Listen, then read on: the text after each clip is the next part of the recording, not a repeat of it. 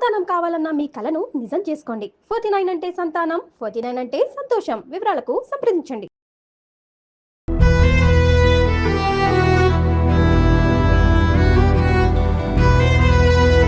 ప్రముఖ Telugu TV anchor స్వేచ్ఛ ఉటార్కర్ ఆత్మహత్యకు పాల్పడిన ఘటన ఇప్పుడు అందరినీ షాక్కి గురిచేస్తోంది.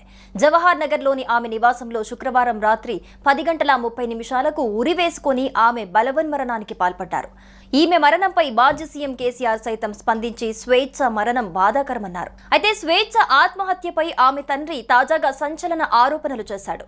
ఈ క్రమంలోనే ఈ యాంకర్ ఆత్మహత్యపై అనేక అనుమానాలు కలుగుతున్నాయి. ఇంతకు స్వేచ్ఛ తండ్రి చేసిన ఆరోపణలేంటి? అసలేం జరిగింది?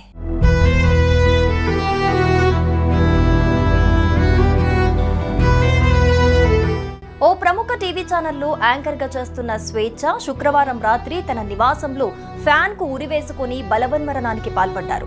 ఉన్నట్టుండి ఈ షాకింగ్ డెసిజన్ తీసుకోవడంతో ఆమె తల్లిదండ్రులు, మీడియా ఫ్రెండ్స్ శోకసంద్రంలో మునిగిపోయారు. అయితే స్వేచ్ఛ ఆత్మహత్యపై ఆమె తండ్రి తాజాగా సంచలన ఆరోపణలు చేశారు. తమ కూతురు చనిపోవటానికి ప్రధాన కారణం పూర్ణచంద్రరావు అనే వ్యక్తేనన్నారు. భర్తతో విడిపోయాక తన కూతురు స్వేచ్ఛ అతడితోనే కలిసుంటోందని తెలిపారు. వారిద్దరి మధ్య కొన్నాళ్లుగా గొడవలు జరుగుతున్నాయని, పూర్ణచంద్రరావుతో కలిసి ఉండలేను నాన్న అంటూ తన కూతురు జూన్ 26న నాకు చెప్పిందన్నారు. స్వేచ్ఛను పెళ్లి చేసుకుంటానని పూర్ణచంద్రరావు మాటిచ్చి ఆమెతో సహజీవనం చేశాడని, పెళ్లి చేసుకోవాలని ఒత్తిడి చేయటంతో ఆ దుర్మార్గుడు కాలయాపన చేస్తూ వచ్చాడని ఆరోపించాడు. ఈ కారణంతోనే నా కూతురు తీవ్ర మనస్తాపానికి గురై ఆత్మహత్య చేసుకుందని తెలిపాడు. అందుకు కారకుడైన పూర్ణచంద్రరావును కఠినంగా శిక్షించాలని స్వేచ్ఛ తండ్రి డిమాండ్ చేశారు.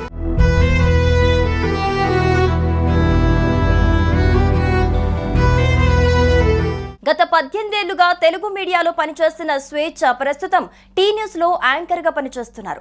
మొదట TV9 లో పనిచేసి పాపులర్ అయ్యారు. ఇంతేకాదు TUWJ సెక్రటరీగా పనిచేస్తున్న అనుభవం కూడా ఉంది.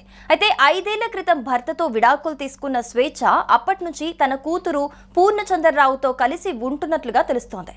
అతడితో ఇటీవల జరిగిన గొడవల కారణంగానే స్వేచ్ఛ ఆత్మహత్యకు పాల్పడి ఉండొచ్చని పోలీసులు కూడా అనుమానిస్తున్నారు.